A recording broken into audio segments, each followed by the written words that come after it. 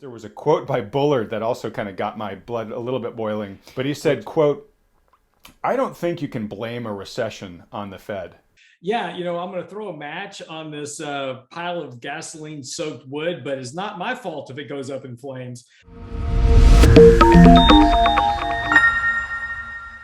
Welcome to Wealthion. I'm Wealthion founder Adam Taggart, welcoming you back for another weekly market recap with the one and only Lance Roberts. Hey, Lance, how you doing, buddy? Well, I was better on Monday and Tuesday, not so great today. Yeah, I know. It's been a heck of an end to the week here. Well, look, I've got so many notes here. I'm going to just let folks know there's no way in hell we're going to end this thing early like we always try to and fail. We're just going to fail from the start here this time. We're planning to fail. I like that. Exactly. All right. Well, let's start with your theme of the week. I've got mine, but I want to hear what theme you would give this week. Let's call this theme of the week earnings disappointment. Okay, earnings disappointment. My theme, which is complementary, is sea of red, which is if you look at the markets today, it was pretty hard to find green anywhere. And that's really been the case, really for the last couple of days. And what I thought was interesting today is, look, this is, two things happened, right here at the end of the week. One, the markets are already basing in 50 basis point rate hikes from Jerome Powell. So I don't know really why his comments, were so shocking to the markets earlier this week, other than the fact that he sounded that he might be a little bit more aggressive. And then we had some other Fed speakers coming out jawboning nonsense, going, "Oh, we're going to raise 75 basis points at the next two meetings." That's not going to happen. Even Jerome Powell said, "Well, set the markets up for a 50 basis point hike," which is what the markets have already priced in. So, I think pretty much if we get past this first meeting, get through that initial announcement, talk about what the Fed balance sheet taper is going to look like, markets should calm down here a bit. But this kind of reaction on Friday, we broke support at the 50-day moving average. We're very oversold here, but doesn't mean that we probably won't retest the March lows early next week. So I think we got to be kind of be aware and ready for that. Okay, great. And let's unpack what you just talked about there, because not everybody might be aware of this. So the Federal Reserve comes out regularly. They meet regularly and they determine what to do with interest rates. Before they go into a meeting, there's sort of a dark period where they don't talk to the media. So today was this week was the last week before the Fed's next meeting, and between now and then they're going to be in their quiet period. Jerome Powell, the chair of the Fed, came out and basically said, "Yep, we're super serious. Expect a 50 basis point rate hike from us, at our next meeting." He made a couple other comments too. He said it's appropriate in his view to be moving more quickly. He mentioned to expect the 50 basis points, as I mentioned. But he then said moving aggressively to contain inflation is, quote, "absolutely essential to restore price stability." So much so that he said we're willing to kind of front load this thing, meaning we're going to do these larger interest rate hikes earlier. And then he said something interesting too, because it part of it corroborates what you and I have been talking about, Lance. He said it may be that the actual inflation peak was in March, but we don't know that, so we're not going to count on it. So I think they are thinking, like you and I have talked about, Lance, that we may be peaking now in terms of the print of the CPI. And then he said, we're really going to be raising rates and getting expeditiously to levels that are more neutral and then that are actually tight. Right. So again, this is Powell at least talking the talk that he's going to be really tough here. You mentioned that some other folks came on and said maybe there's even going to be a 75 basis point hike. But that's what the markets reacted to. So the beginning of this week, the past several weeks we've been on, we sort of talked about how the markets were sort of one big tease where they'd start the week, they'd go up midweek, and they'd come down and close where they started. This week, same deal. Markets rose pretty strongly. They did great up until Wednesday close. And then Thursday morning, they just fell off a cliff. So we started the week at 4,400 S&P, got up to 4,500 right as markets opened on Thursday. I think we're closing below 4,300 just 48 hours later. So it's been a big rug pull week. And largely, as you were saying, that big drop was because the Fed kind of freaked out the market when Jerome Powell spoke. So yeah, and a couple of things about this. One, let's put this into context with a couple of things. First of all, yes, the market sold off today, sold off yesterday. If you were invested in the markets back in September and went to sleep and just woke up today, you would notice very little change to your portfolio, despite all this other stuff that's going on. And the reason I'm telling you this, I'm not trying to spin a bullish yarn or anything like this. I just want to put some things into context as to what's been happening. Despite the war between Russia and Ukraine, despite high inflation, despite all these other things that we're talking about, the markets really have gone nowhere. And something that you and I have spoken about previously, and I think it really showed up to a large degree this week, is that the major stocks in the markets, the Apples, the Microsofts, the Facebooks, those type of things have been supporting the markets. And since really the 1st of April, those big stocks are now down. Those are actually getting hit now. And the smaller stocks are actually holding up better. A lot of the bleeding and the ARC type stocks have already been done, right? So a lot of those stocks are kind of basing. As of Wednesday, I did some analysis on Wednesday. I haven't done it since Wednesday, so that my numbers are going to be a little bit dated. But through Wednesday, from April the 1st, the big FANG stocks were down about 8% for the month. The rest of the index was only down 0.08%. So again, now all of a sudden it's this reverse kind of support that we were getting. Earlier, it was the top 10 stocks supporting the market while the other 490 got beat to death. Now it's just the opposite. So again, when we take a look at the markets, and this is really kind of the theme of this weekend's newsletter, is talking specifically about this, is that we've actually been through if you step back and just looked at the statistics without looking at the index, there are a tremendous number of companies that are down 40, 50, 60% from their 52-week highs last year. We've been in a major bear market. Just again, if you step back, strip out the index, and if you just looked at some of these stats, you go, wow, man, we've been in a major bear market. Take a look at the American Association of Individual Investors, their investor sentiment. Take a look at the CNN Fear Greed Index. Take a look at any of the positioning indexes of professionals.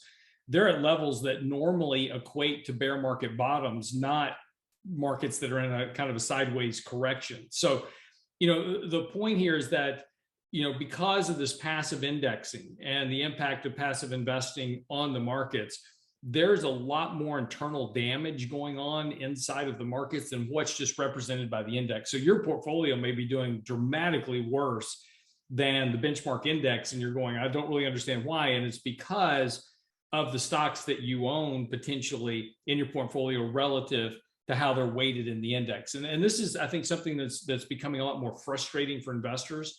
And we're, a lot of the meme stock retail traders, they've kind of left the markets now. They're like, oh, it's a bunch of hooey, you can't make any money in the markets, which we knew that was going to happen, right?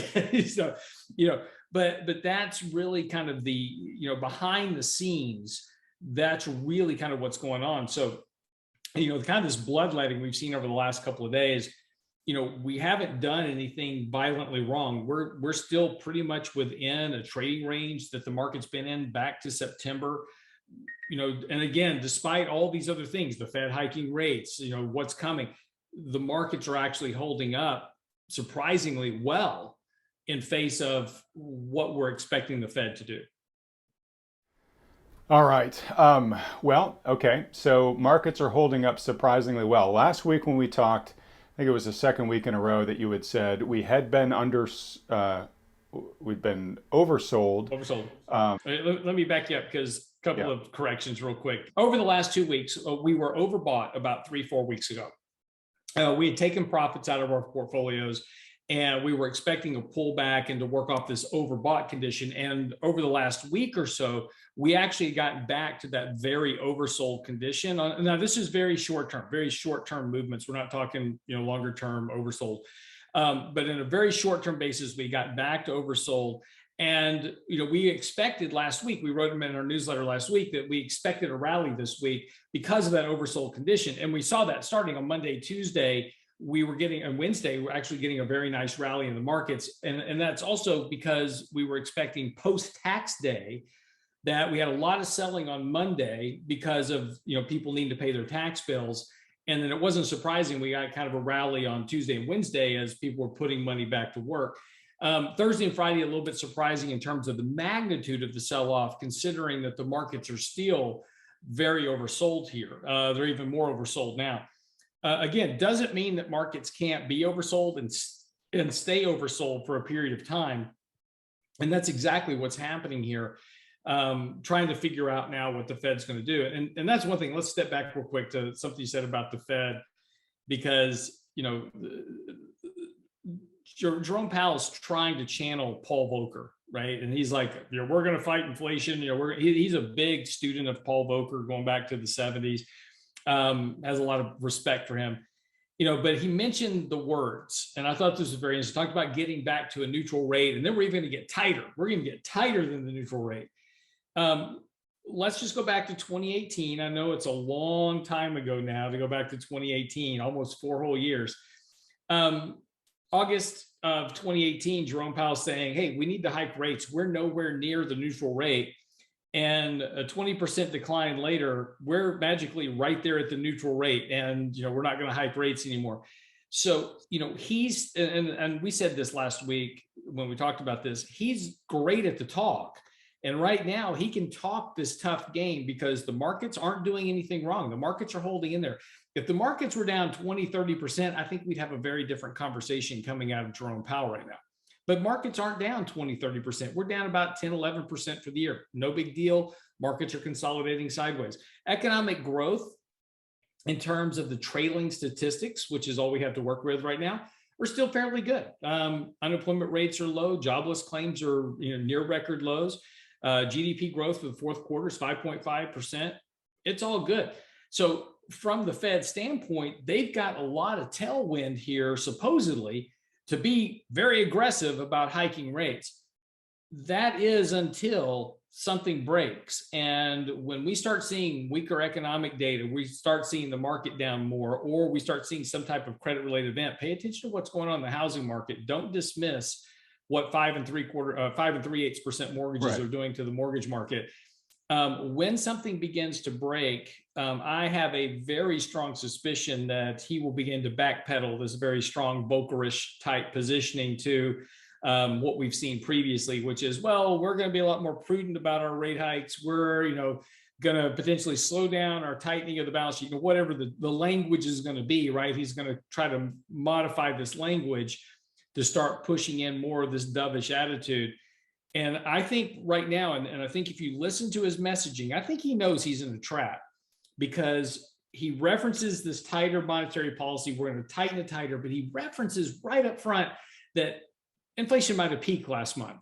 So I think what he's hoping is that inflation will start to come down so they don't have to be as aggressive as they're currently talking. So they're trying to jawbone markets in one direction, hoping that the data will take care of itself, and we'll see who the race to the finish line, is ultimately going to be. Yeah, no, I absolutely agree. And we've talked about this in the past. The more of the Fed's goals it can achieve without having to actually hike rates, it will do everything in its power to do, right? And as we talked about, the Fed has set expectations for this long stretch of rate hikes for the rest of the year. But if inflation starts coming down faster than expected, that's a great kind of get out of jail free card for the Fed to start, saying, hey, maybe I don't need those hikes, right? And that's part of the dovish surprise that you've talked about, and a lot of the other experts on this channel have talked about too. So we'll see. So, okay, so you said a few minutes back that the market is holding up pretty well right now, all things being considered. So as you look forward from here, and by forward I mean kind of the next couple of weeks or so, sounds like you said earlier that, hey, expect maybe this sell-off might bleed into at least part of next week. But what are you thinking here? What in terms of where the probabilities lie, versus recover, just kind of muddle through, or keep on going down? Yeah, no, well, that's, if I knew that answer, you and I wouldn't be talking. We'd be, sitting on a beach somewhere. But, look, there's there's a lot of things that are out there right now that if we had this conversation January the 1st of this year, I would have told you, hey, if I had known that we had a Russia-Ukraine invasion going on, had I known, inflation numbers, had I known these other things, I'd say, hey, market's going to be down 30, 40% by June, right? I mean, it's just going to be brutal. The markets aren't set up to handle that, particularly with valuations still in the 90th percentile of historical valuations. But again, I don't want to dismiss the fact, because I know a lot of people are upset. They've got some angst about the markets being down 10, 11, 12% this year so far. Again, I don't want to dismiss your attitude, no matter how you feel. I don't want to, be dismissive of your emotional state, right? So what I'm about to say, don't take that as I'm dismissing, your stress level, whatever it is. The markets are down to 11, 12% this year. And we have a lot of stuff that's going on. A lot of stocks are down a whole lot more than that. And again, as I said earlier, that's a function of that passive thing. But we have to keep this in context of where we also are. We had a year where the markets were up over 20%, and we're up 120%. At the beginning of this year, we were up about 120% from the March 2020 lows. So we've had a huge advance in this market over the last couple of years. And yes, I know that right now we're having this pullback, and it's painful because we had 2 years where the worst drawdown we had was 5%, right? We just bought the dip every time and it was completely okay. Now buying the dip's not working. And this is really frustrating investors, but it's also frustrating investors into making a lot of mistakes that will impair portfolio returns over time. So it's, I had a great conversation, and let me just put this into context. I had a great conversation with a gentleman earlier this week. He was very upset about the amount of, he sent me an email that says, I'm getting monkey hammered in my portfolio. Yeah, it's been a tough week. It's been a tough week. Markets are down. And so I ran the calculation on his particular portfolio. Now, his particular structure, he's got a tremendous amount of cash, just a tremendous amount of cash. And he has very small equity positions. His portfolio was down 0.14% for the year. The market's down 10, 11, 12% for the year. The 60/40 index is down, roughly about 8% for the year. So, whatever those numbers are. But basically, you have to, and my point about this, and Adam, we talked about this last week about the engine of a car, right? We've got to be careful about looking at individual components of the engine and not focusing on the engine as a whole. Because if we start doing that, we start making a lot of other psychological mistakes in our portfolio that impair our returns long-term. We miss the opportunities to do exactly what we're supposed to do, which is to buy stuff we don't want to buy, right? We want to buy stuff that's out of favor. Great piece of commentary out this morning, just to bring this to a point. Energy insiders right now are selling stock at the fastest pace on record. Now, these are the people inside of energy companies. Every time historically that energy insiders, and this is courtesy of Sentiment Trader, I don't want to take credit for this analysis because I didn't do it, but according to the analysis by Sentiment Trader, and we are posting this in our daily market commentary on Monday. So if you go to our website and subscribe to our daily market commentary, we'll email it to you. But according to Sentiment Trader, every time energy insiders are selling stock at this pace, that has been a peak in the energy stocks, right? And so that's been a peak generally in oil prices too. And this kind of goes across the board for a lot of things. Now, we have to go back and so to interrupt, but it's for the reasons you would expect, right? These guys know the most of anybody because they're the executives running the industry, right? Right.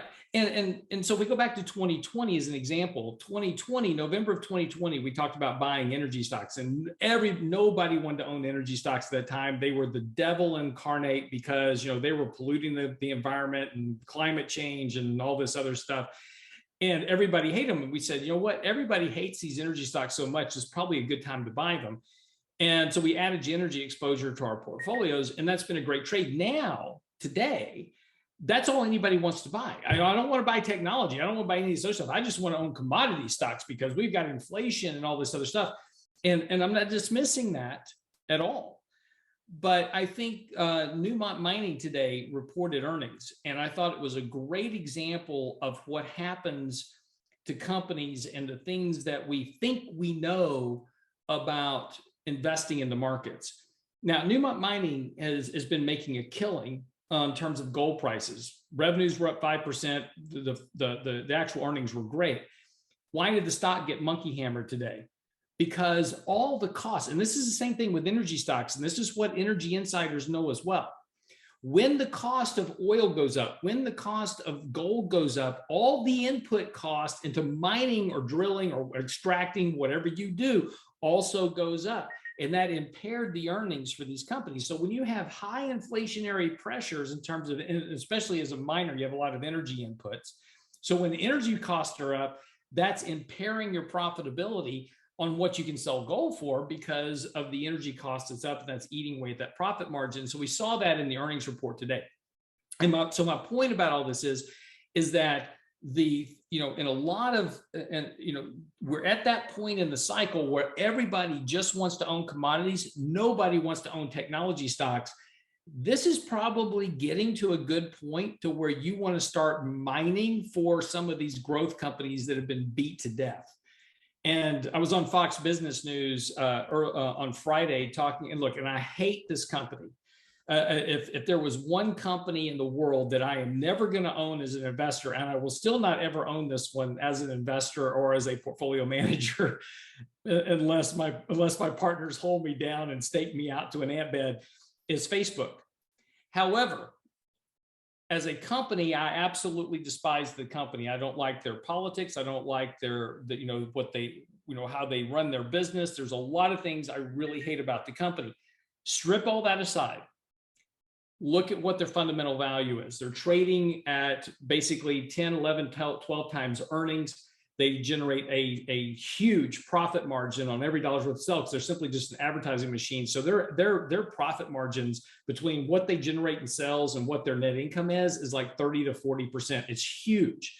They just are a cash generating machine. And here's the kind of the hidden gem of all that, because they don't break this metric out.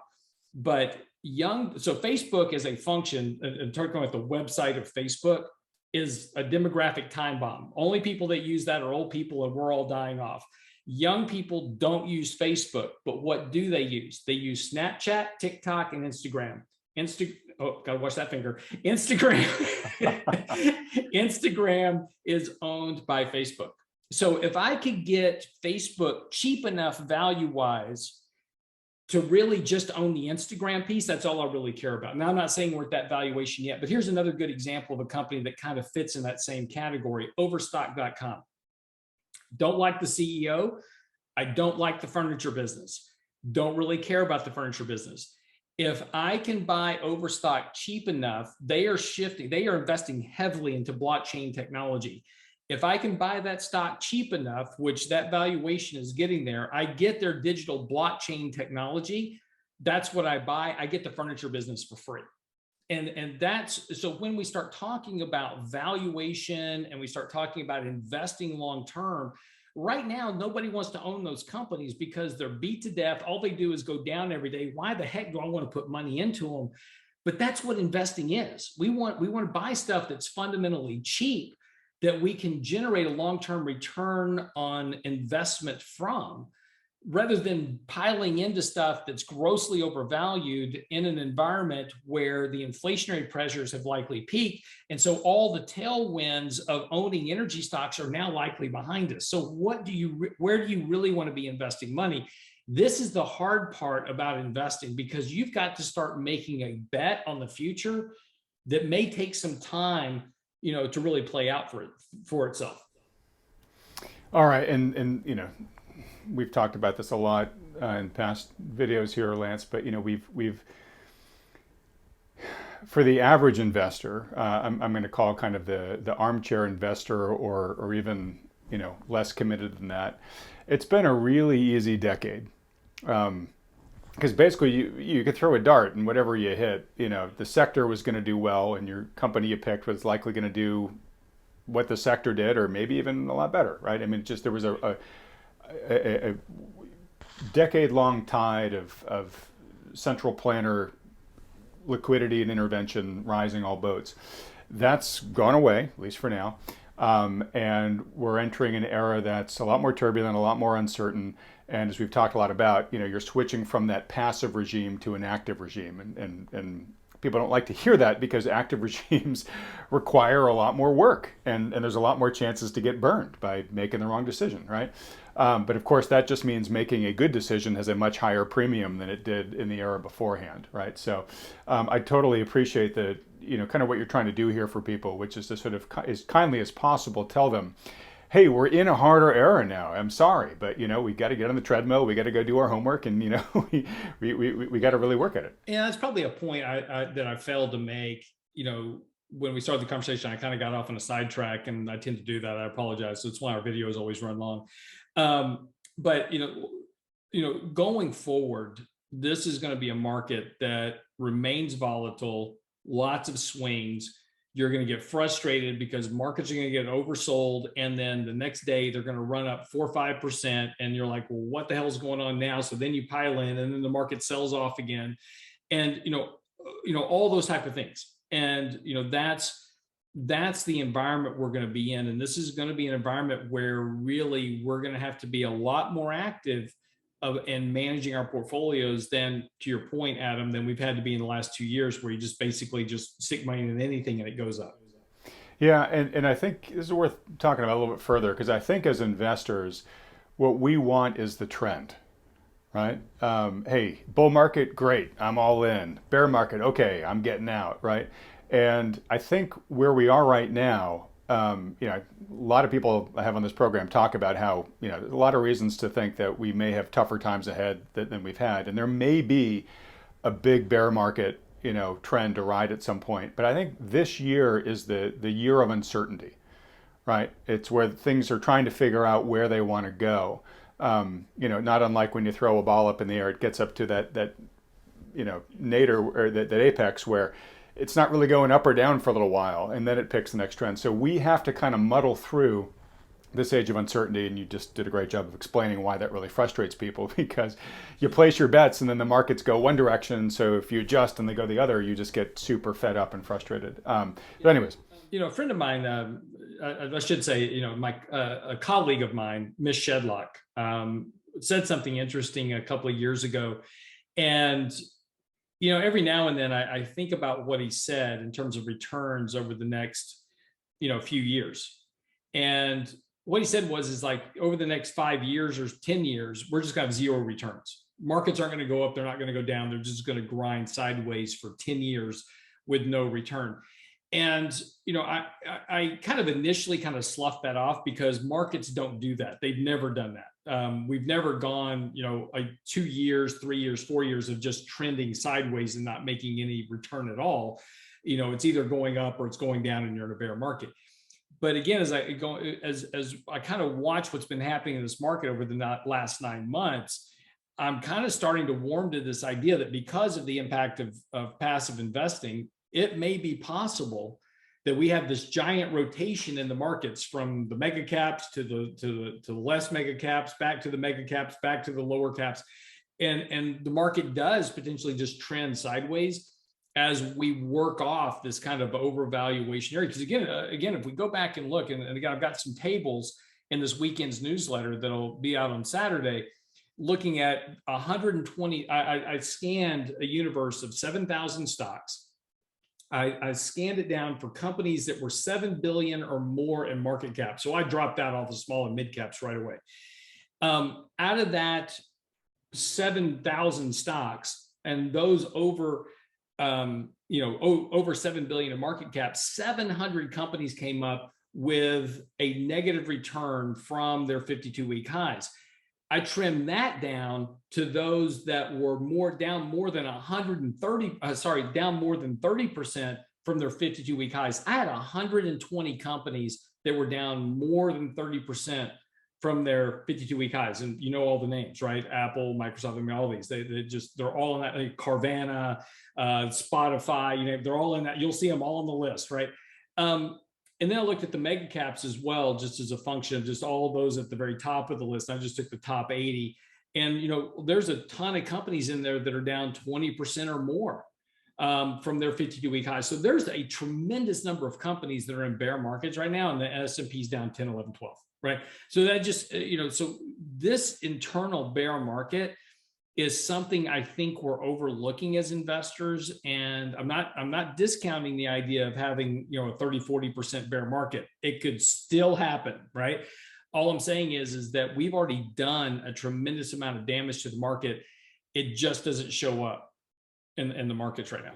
Right. And what's interesting, and I don't know if this is exactly what you're saying, but you could almost sort of think of, the bottom 90%, or maybe the bottom everybody besides the top 10, big guys that are pushing the indices around and supporting them right now. They've kind of already sort of pre-corrected, right? Now we might get a bigger correction in the indices if those top 10 names, then follow suit. And who knows, that could correspond with all these other names, recovering a bit. Who knows? But it's this great uncertainty, which is what we're underscoring here, folks, which is, much of the past decade leading up into this point, everybody just kind of went in the same direction together. It's now much more confusing than it was. All right, Lance, so this is kind of where I was trying to get about 10 minutes ago. And we're like through two of my points here of the many. But given all of this, what positioning are you taking right now, if any? Right. So you've got the responsibility of shepherding capital through this. You've just talked about kind of all this craziness.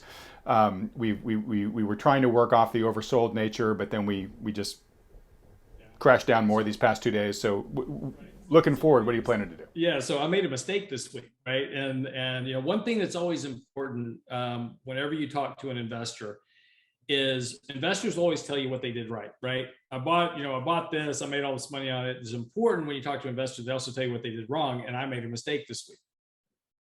So I thought I was going to be really smart. And I sold down some of our Netflix calls. Yeah, exactly.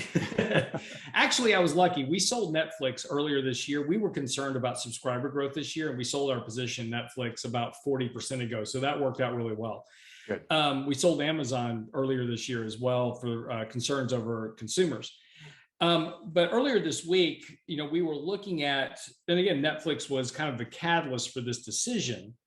And, we were looking at how stocks were getting punished. Even though they were reporting good earnings, they really weren't getting rewarded that well for them. Tesla was a good example. Tesla had great earnings, but the stock was up about 3% the day of earnings. It didn't really get the reward that you would have expected for the kind of the blowout numbers they put up. Other companies were reporting good earnings, but their guidance wasn't great, and they were getting hammered. They were down 10, 15, 20. Netflix, good example. Revenue growth was still okay. They lost subscribers, and they just killed the stock. But the stock was already down 20, 30% from the peak already. So they just clipped another, 40 billion in market cap off of it. And so we went into stocks. We went and looked through our portfolio and said, okay, what stocks have the biggest potential for an earnings miss or maybe poor guidance where they might get hammered? Now, remember, as I'm saying this, we're already carrying a large amount of cash, and we're underweight equities as well. So we went in and we trimmed down our position in Apple. We trimmed down our positions in a couple of other technology stocks that we have, because we like the companies long term, and we think they're fundamentally positioned that they're going to continue to grow. But if they do report earnings that happen to be good but just not quite good enough, and they're down 20 or 30%, we want to buy them a lot cheaper. So we reduced those positions pretty markedly in our portfolio. But we, at the same time, so that was the smart move, right? Because those stocks all went down this week. So that was the smart move. Yeah, so you were smart in the weeks before this one. So exactly. So where I made a mistake is that we were looking at our equity positioning, and we said, okay, look, if we're going to reduce and underweight, these positions on a portfolio, we're already pretty substantially underweight the market. We're oversold currently. And so if this market rallies, we're right now, we have about a 3.5%, 350 basis point lead over our benchmark. So we've got some cushion to work with. Right. Sorry, just to translate for people, that means you're beating the market so far this year. Right. We're beating our benchmark this year, which is a 60-40 blended index. There you go. Right. So, because that's what we run, that's our portfolios, we run 60-40 models. So we have this kind of cushion, and if the market takes off, we're so underweight equity that by reducing it further, if the market did rebound and start to run pretty markedly, we would give up that cushion pretty quickly because we're holding so much cash. So we reduced our equity by 3, and we added in a 3% position in the S&P 500 index to offset that reduction. Right, so we're basically keeping our equity weighting the same. We're still underweight equity, but we didn't want to get more underweight. We're currently about 45% equity. We didn't want to get down to 40 just yet. That was a mistake. I should have waited, on adding the S&P. So, we'll see how this works out. We're still oversold to a degree. I think we'll get a bounce and work our way out of it. But that's my bad trade for this week. So as everybody knows, everybody has a bad one. That was mine. All right. And bad trade, meaning you placed the trade a couple days ago. The market's gone against you. It's not like you've locked it in and locked in a loss or anything yet. So, if you get a bounce next week, it could come back. Yeah, look, and if we break the March lows, which I think we're going to test the March lows, and if we do break the March lows, we will sell that position and take a loss on it, right? We do have a stop loss on the position. Not every trade works out perfectly for us, unfortunately. So, but it's a very small position relative to portfolio, so it doesn't hurt us. It's just not helping us. Got it. All right. And can you just remind people what the March lows were and how close we are to them right now? About 4,200. Okay. We're pretty close. We're within 1 to 2% of the lows, and it kind of depends. There's a couple of lows that we had back in March. There was the Russia-Ukraine low that we put in, which was actually a much deeper low, but we rebound rally. That was the day that the markets opened down 3%. We closed up 3% on the NASDAQ. That was that day. So that low is a bit lower, but we have a closing low that was a little bit higher than that about mid-March. So that's the one we're kind of eyeballing right now.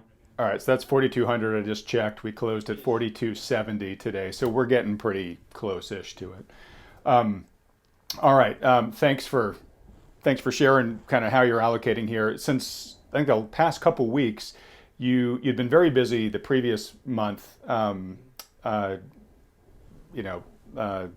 Making a number of trades you shared with us. The past 2 weeks, I think you really hadn't made many trades at all, just trying to see where things were going.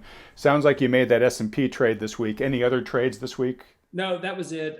Again, that was, the S&P trade was offsetting the selling that we did. So we actually sold a little bit more in stock than we added in the S&P. So our actual equity weighting actually declined marginally, but just call it an even swap. Okay. Equity weighted pretty much remained, equal this week.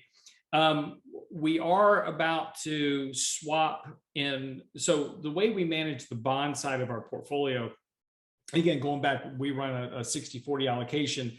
Our bond weighting is also underweight our index. So we have actually we have way more cash than we normally do right now in the portfolio. And the way we run the bond portfolio is that we manage duration. So we shift the holdings within the bond allocation between long duration and short duration. So right now we've got a pretty good chunk in TFLO, which is a Treasury floating index fund. And then we have a little bit in IEF, which is kind of that intermediate term. And then we've got a chunk in TLT that we've been adding into. And we've been trading that this year. Adam, we've talked about this. TLT got oversold. We bought some. It rallied back up. We sold it. We came back down. We've been buying some more here lately. I've got some more questions about that in a second. I know. So we'll get there. So we're about to swap, because of where interest rates are right now and what's happening in the credit markets, we're about to swap that intermediate duration exposure we have and some of our TFLO exposure into corporates. So we're probably going to pick up some corporate exposure here over the next couple of weeks. And the reason for this is, and this is something that goes back to investing 101. Everybody hates bonds right now because interest rates are up, bond prices are down. We have had the biggest bear market. We've had one of the biggest bear markets in bonds in US history. And it's been a very short bear market. In other words, in times of the duration of the bear market, how fast it occurred is one of the fastest in history. Now, here's the interesting comment I want to make about this. In 2020, 2021, I was getting a ton of people calling me going, look, I'm worried about the US economy, where we're headed, all the debt, blah, blah, blah, throw out your scenario 1, 2, or 3. And if I can just get a 3% return on my money, I'm actually good. I've got enough money that if I can just generate 3% on my money, I'm fine. I can meet all my financial goals and I can retire. Okay, great. Bonds at that time were yielding 0.5%, 1%. You had to buy high yield to get to the 3% range. Today, you can buy a US Treasury yielding near 3% and you don't want it because you're worried that the bond price is going to keep going down. And yet Right. treasuries are government guaranteed to mature at face value, and you're going to get paid 3% on your money to maturity. You can pick up corporates right now yielding 3 and 4%, quality corporates. I saw a AAA rated Johnson & Johnson bond earlier this week at 2 3/4%. Why would you not want to own that in over time? Because you're going to get paid. That's money good. And here's an important thing that people don't understand about bonds. You can talk about equities to me all day long. And if I say, great, if you're going to buy ExxonMobil today, tell me to the penny in 3 years how much money you're going to make on that stock. You can't do it. Here's another big fallacy. You don't get earnings yield. All this analysis from people that people throw out go, oh, the earning yield on this is higher than the treasury yield on that, so you should buy stocks. You don't get an earnings yield. There is no such thing as an earnings yield. You know what you do get? You get the yield on your treasuries, you get the yield on your bonds. They pay that to you in cash every single year. So important to understand what you get from owning a bond. When you buy a bond, the day you buy the bond and it settles in your account, you can calculate to the penny exactly what your return will be when that bond matures in the future. That is the only instrument, CDs included, that you can do that with. And that's the beautiful thing about bonds. It doesn't matter what the prices do in the near term. If I'm happy with a 3, 4, 5% rate of return on a bond, I don't care if interest rates go to the moon. The bond price can go to 80 cents on the dollar. I don't care, because when it matures, guess what? I get 100% of my money back plus my interest payments. That's the beautiful thing about bonds. So, but in this environment, back to what I was saying, and we can have a whole class someday on how bonds work. But what I'm saying about right now is that nobody wants bonds. Everybody hates bonds. This is one of the better opportunities that we've had in years to add fixed income in your portfolio and generate an actual income stream above the dividend yield, which that's hard to do. So let me ask a question here. Yeah, bonds, they're a little bit of a less familiar animal to most people just because they require more math. It's not always immediately intuitive. It's not some math, it's all math. It is all math. Okay. And to your point about, hey, you get these economics right now today if you buy it, right? I think there were a lot of people, they're like, well, yeah, but do I want to make the commitment to hold this thing for the remaining duration of the bond, right? Especially if it's a 10 or plus year bond that's out there. So I'm just curious, when you're making bond purchases like this, what's your expectation for how long you're going to own them? Are you planning on owning to maturity or? No. See, that's the beautiful thing about a bond. No, I'm not planning on owning a bond. So let's keep it really simple, just for sake of argument. Now, and we can talk about the Johnson & Johnson bond I was talking about a minute ago was a 3-year bond. It would mature in 3 years, you get paid your money. But let's do just a simple explanation for everybody. So, Adam, you're now the U.S. government. Congratulations, everybody hates you. Cool. Checks for everybody. So Adam's going to give checks out to everybody. In order to do that, since we don't have the revenue to support it, Adam has to issue Adam bonds. So Adam issues a bond. He's going to issue a 10-year bond guaranteed to be paid back by Adam's printing press. And he's going to pay you 3% on that money. Now, the reason he's paying you 3% on that money is because that's the prevailing interest rate in the markets due to inflation, economic growth, and wages and all that ties into the prevailing interest rate for the markets. And that is a big function of how interest rates are set. It's inflation, it's economic growth, it's wages. There's a very close correlation to that. So Adam issues out this bond. He's willing to borrow money at 3%. Now, my bet is that if I'm going to buy that bond from Adam today at 3%, I'm happy with one of two things occurring. if I'm correct and interest rates fall over the next couple of years, as I suspect they will, because we have disinflation and a recession in the economy due to the Fed hiking rates, interest rates on the prevailing interest rate will go down. It will go from 3% to 2% to 1% to 0.5%.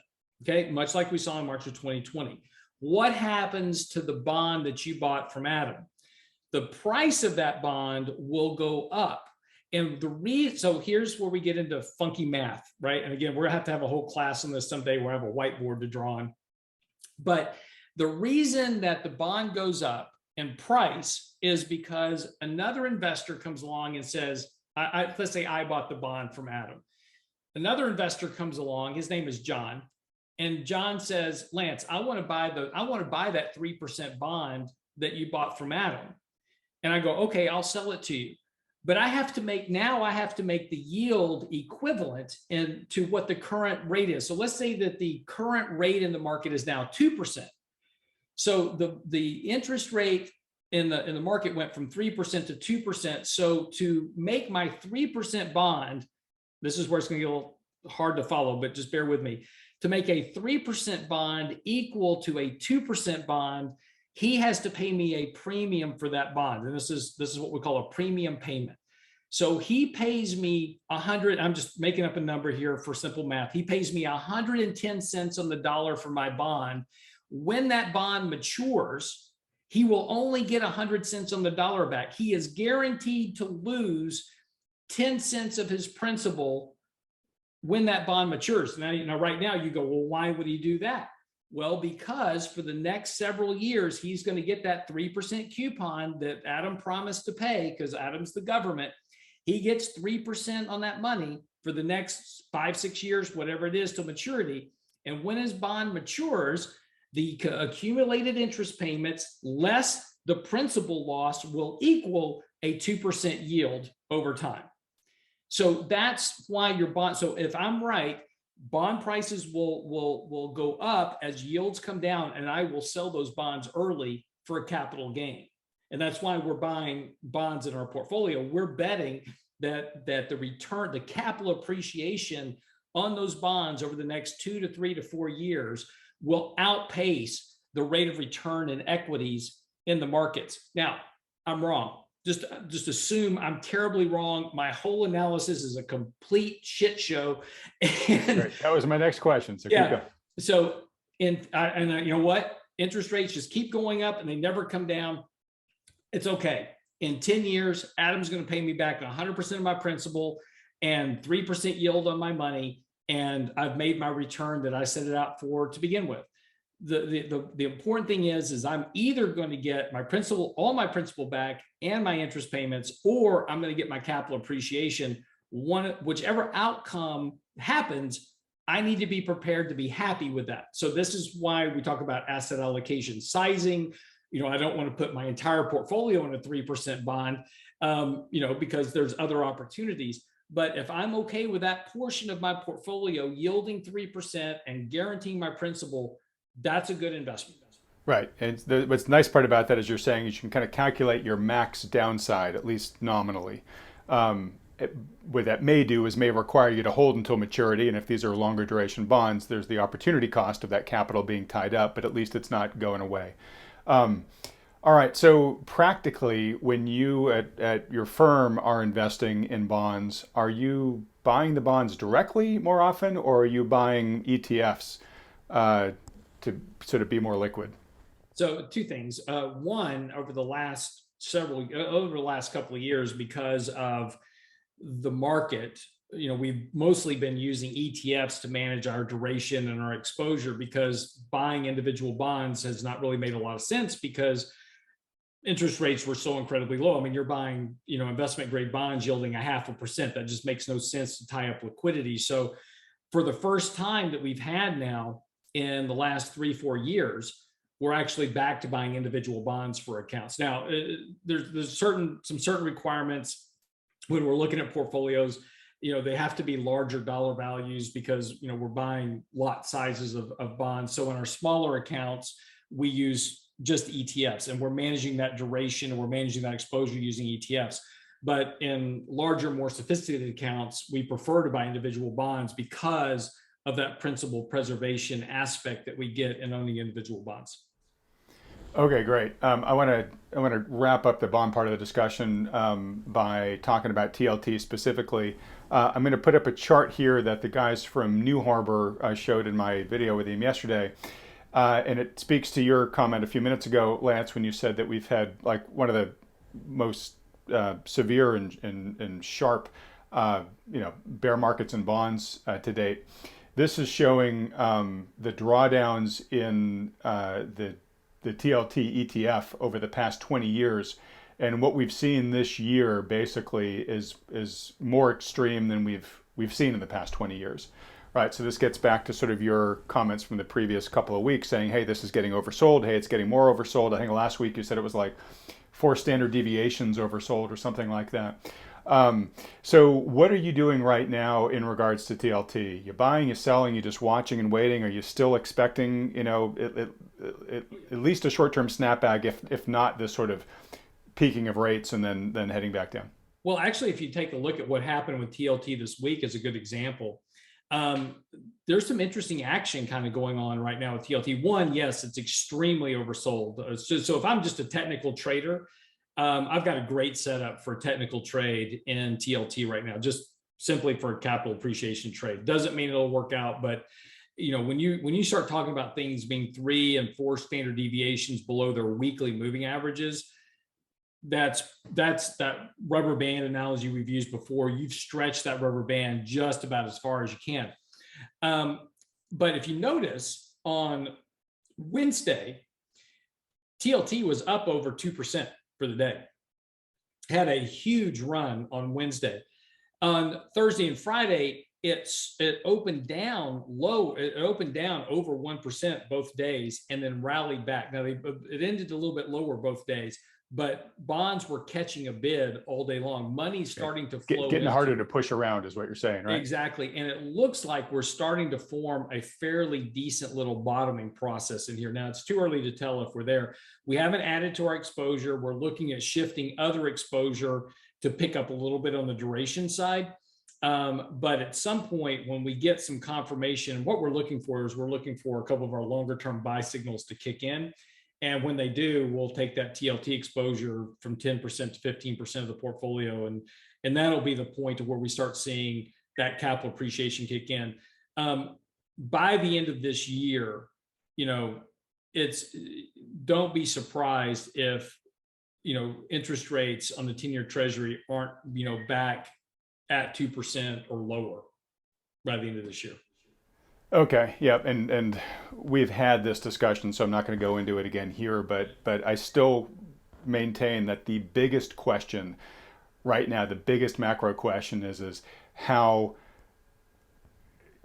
committed is the Fed going to be to the rate hikes that they've committed to, and Powell becoming a Paul Volcker from here, because either Lance, it's going to go the way that I think you and I would say the majority of the people I talk to say, which is the Fed is going to prove to either have a glass jaw and fold early, or as we talked about earlier, maybe just the market's going to do a lot of the Fed's work for it, and the Fed can say, look, inflation's come down enough already that we don't need to do what we said we were going to do.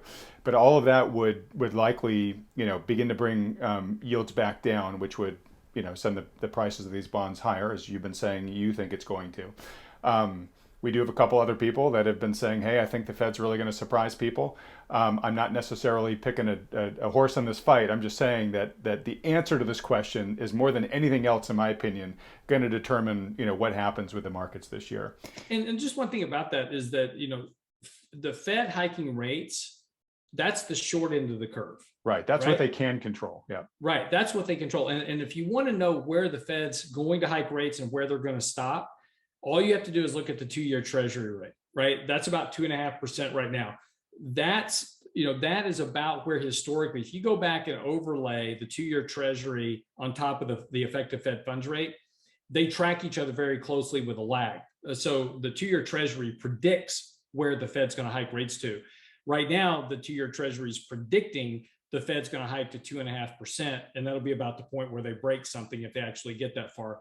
But I suspect that we'll start to see the 2-year Treasury start to come down here over the course of the next, couple of months. And we'll start to see, as the Fed funds rate catches up with the 2-year rate, they're going to meet at a lower level, somewhere around probably 1.5% to 2% ish, maybe, if we get that far. But watch the 2-year rate. That tells you a lot. They don't have much effect on the long duration end of the curve. And even though everybody says, oh, well, the Fed's hiking rates, so interest rates have to go up, that's not true on the long end. The long end is all about economics. And the more the Fed hikes rates in the short end, the slower that economic output is going to be, and that's going to drive long-term rates lower. All right, great, and that's a great indicator for us to watch going forward on these videos, Lance, just to check in on that 2-year rate. So, super glad you flagged that for folks. Okay, there's a number of topics I'm going to punt till next week. Big one being the U.S. dollar. Just the dollar index of strength that we're currently seeing in the US dollar and the weakness that we're seeing in some other big currencies.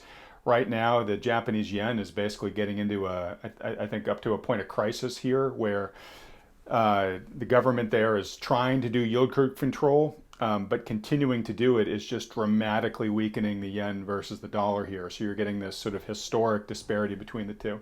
Don't brush off that conversation. The dollar is so incredibly important.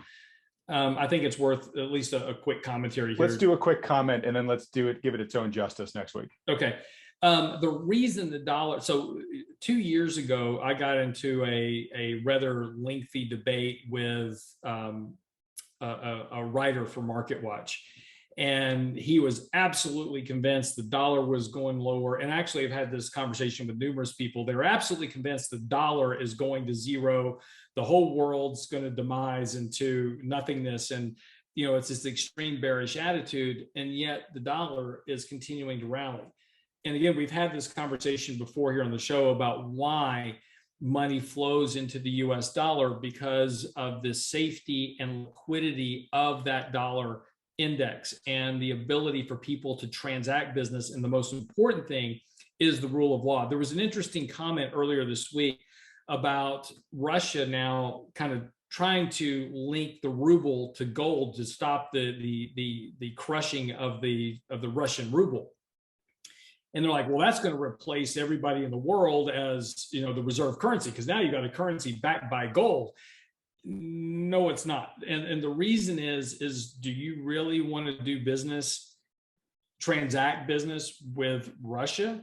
I mean, and what I mean by that is that's the country that would be the denominated currency that you're doing business with in other parts of the world. And so you go to do a transactional business and Russia goes, yeah, I think I'll just take your money.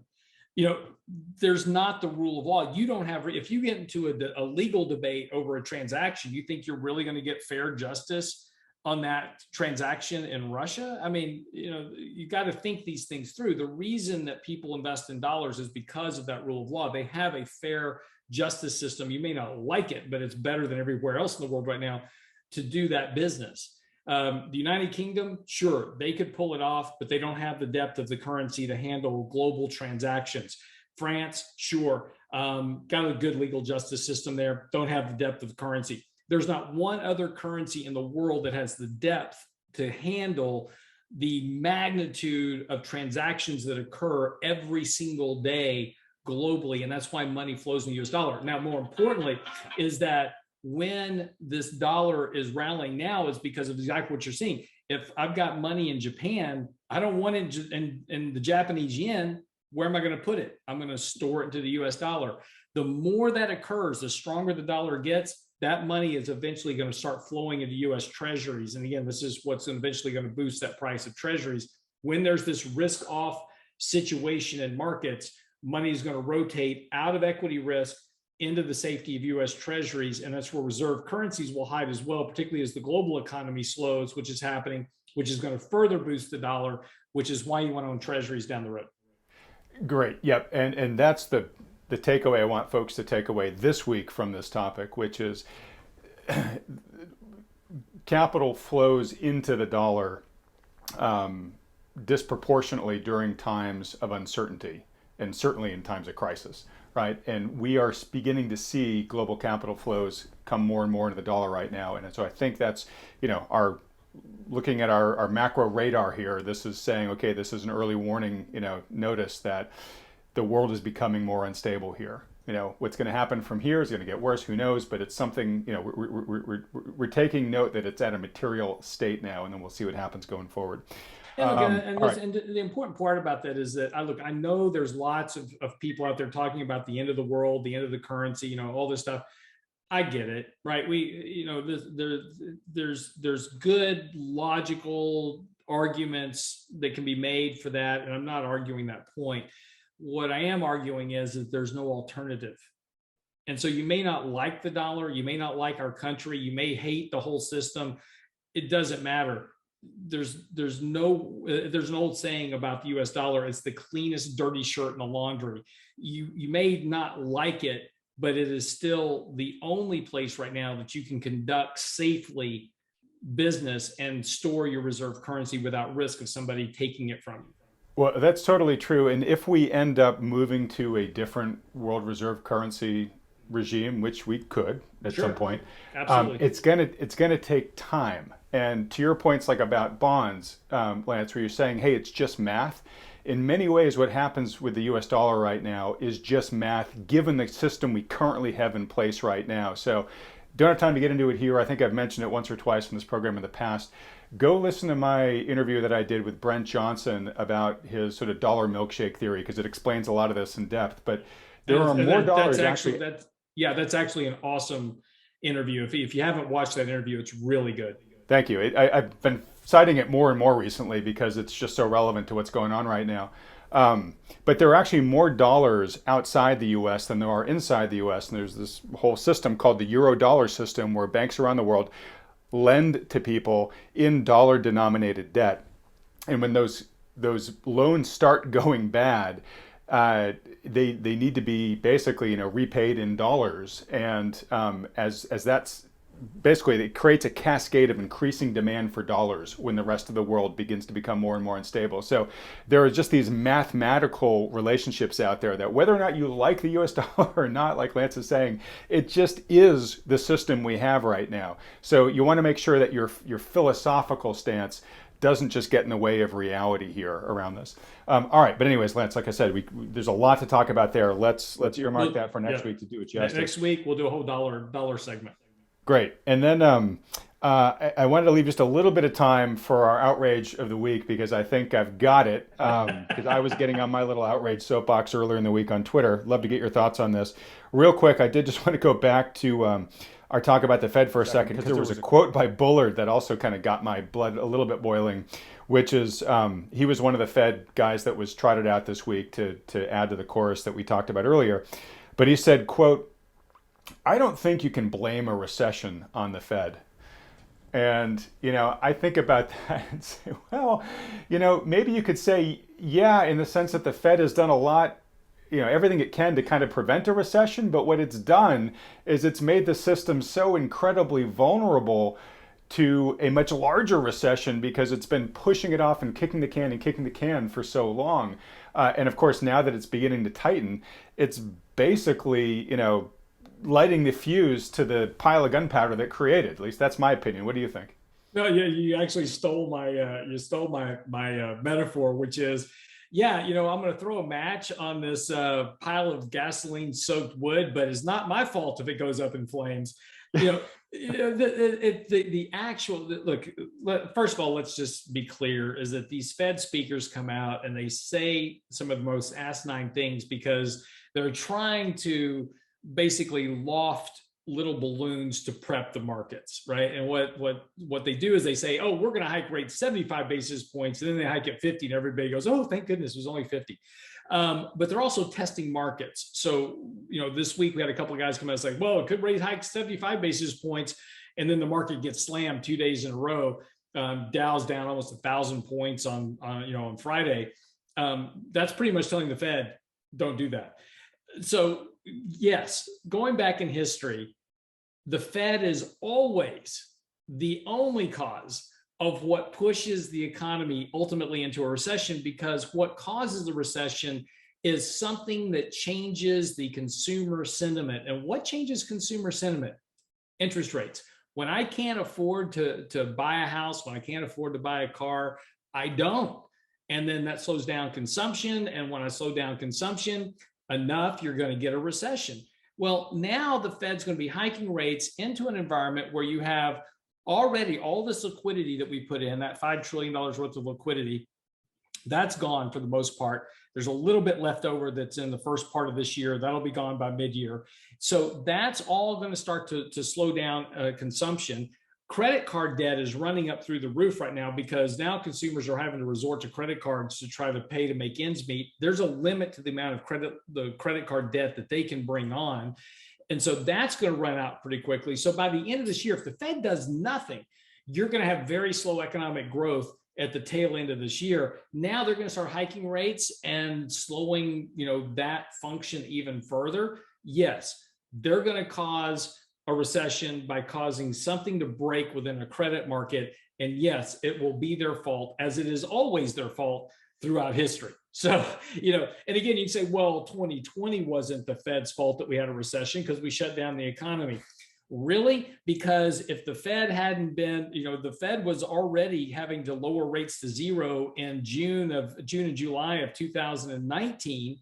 And then in September of 2019, they're having to bail out hedge funds. And, so they're already in the background trying to keep stuff from breaking. And yes, we shut down the economy. That was the catalyst, just like Lehman was the catalyst that broke the subprime market, which, remember, subprime was all contained according to Ben Bernanke. So that recession wasn't his fault either. Now, see, you got me on a rant again. Well, I am worried because I haven't even gotten to my outrage of the day. Shit. I thought that was it. And we're going long here, so I'll try to keep this contained here.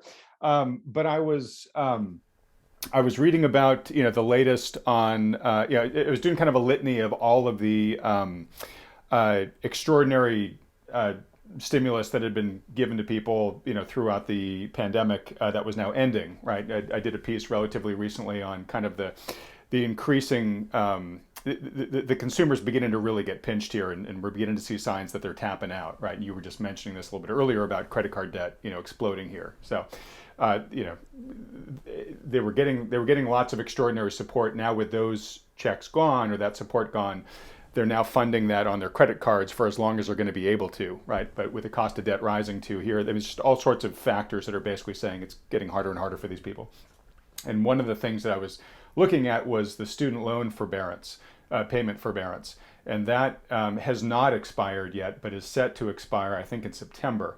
But reading what's going on there with not just the forbearance, but the movement to forgive student loans. And I just want to read a couple of stats here. So right now, the current administration is proposing forgiving, like student loan forgiveness, right? And it's somewhere between, depending upon what's being proposed, about $400 billion to $1.6 trillion of loans that might be forgiven. The main reason a lot of political analysts think this is happening is because the Democratic Party wants to curry favor with college-educated voters before the November elections, right? And the pessimist says, they're just trying to buy votes here, right? That's not pessimism, that's reality. I know you're going to say it. All right, so 40,000 people are already getting, quote, immediate debt cancellation from the Department of Energy as part of the Public Service Loan Forgiveness Program. So that's actually something that's happening right now. So 40,000 lenders have already had some sort of sense of like, all right, you don't have to pay us back for that stuff. But a recent poll came out that said that 64% of those holding student loans can't or won't pay off the loan value until they're legally compelled to. It basically is an admission that they are all counting on forgiveness coming. So they're basically saying, I'm either not paying or I'm paying the absolute minimum because I'm expecting that these things are going to get forgiven. So we've created this already immense moral hazard amongst the existing lenders, right?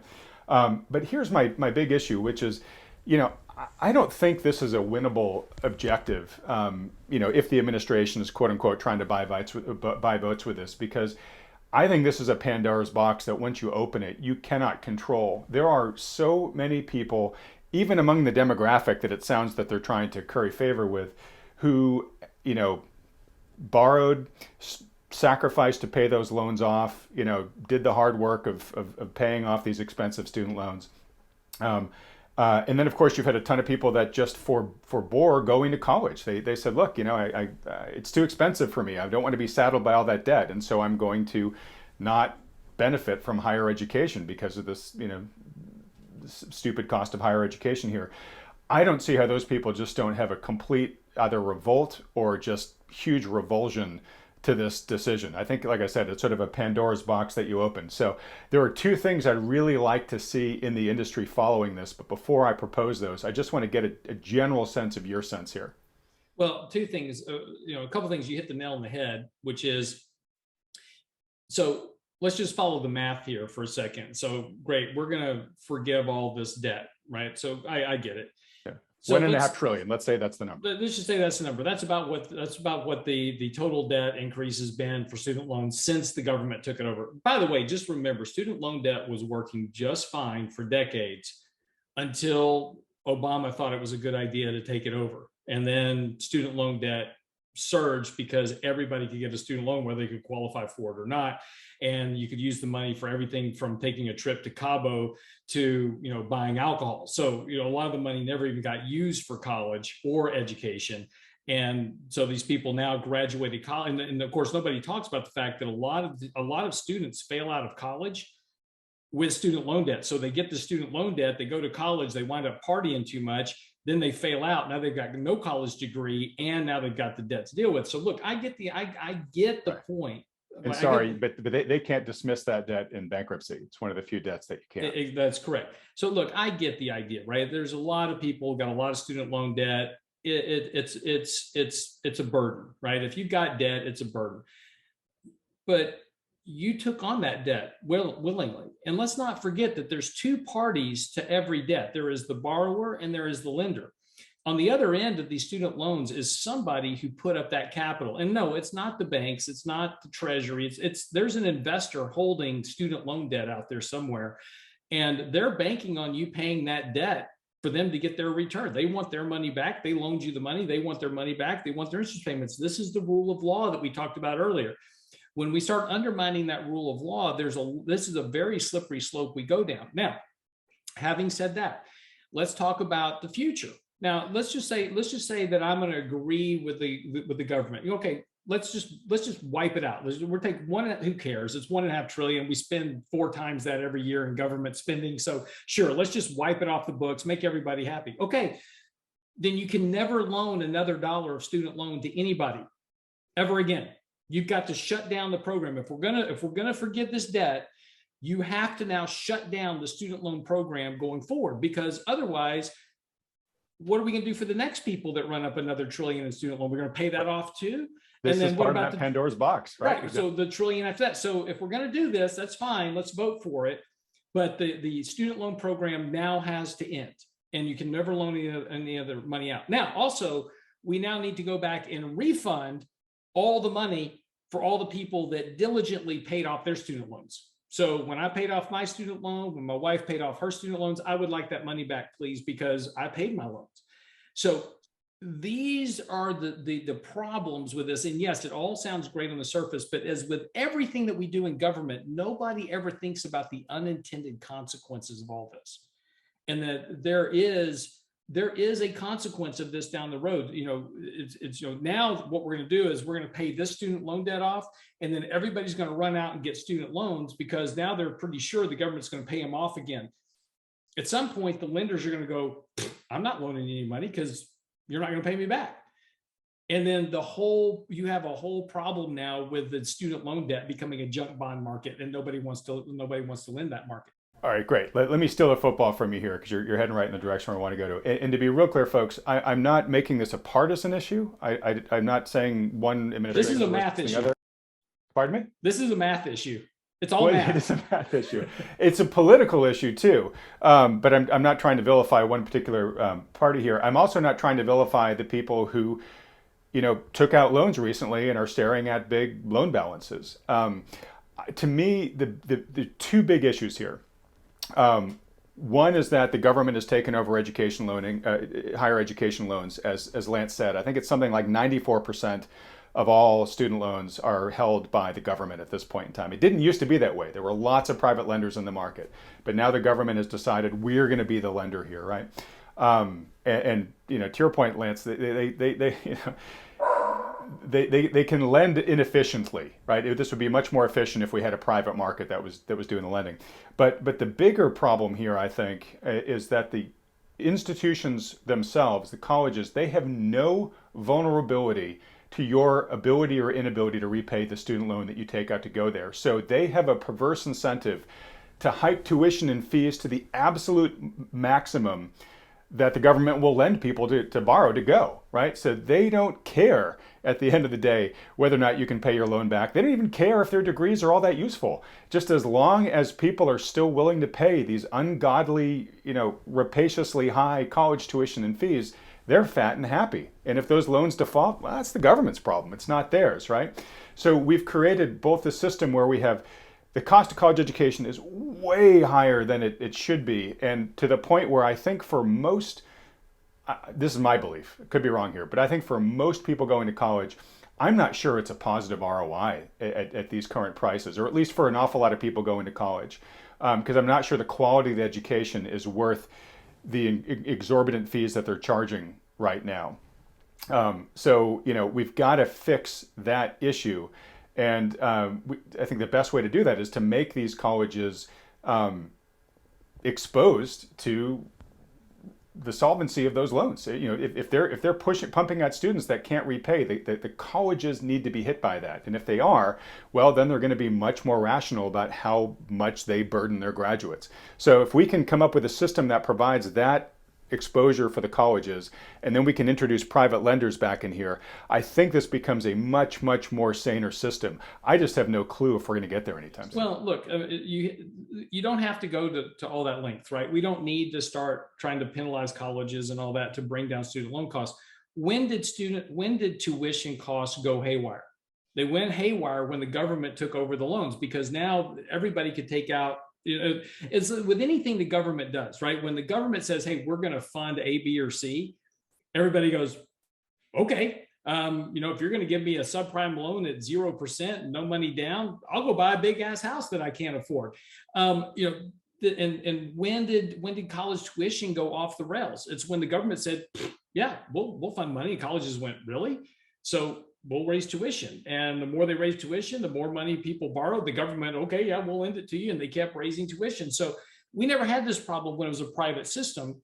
And prior to 2008, it was mostly private lenders. You went to the bank, you had to qualify to borrow the money, and the loan was tied to basically what you were going to be getting an education in. And they kind of had some formulas for the different values of the student loans, et cetera.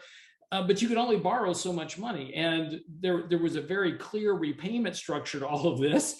And generally your parents were guarantors on the student loan. So there was a certainty to be paid back. But because of that inability to borrow large amounts of money, tuition was fixed for the most part, basically relative to how much people could borrow. And so tuition was fairly normalized at that point, because you didn't have this excess of capital. So as soon as the government intervened and said, hey, yeah, we'll loan money, then that was where colleges just went haywire. So once you start getting this back into a round to where, you know, Adam, you want to go to college? That's great. You want to get a degree in engineering? Great. We know that the average cost of that tuition and books and room and board is X. That's exactly how much money we're going to lend you. And as soon as you fell out of college, then that money is going to be cut off, and it can only be used for these certain things, by the way.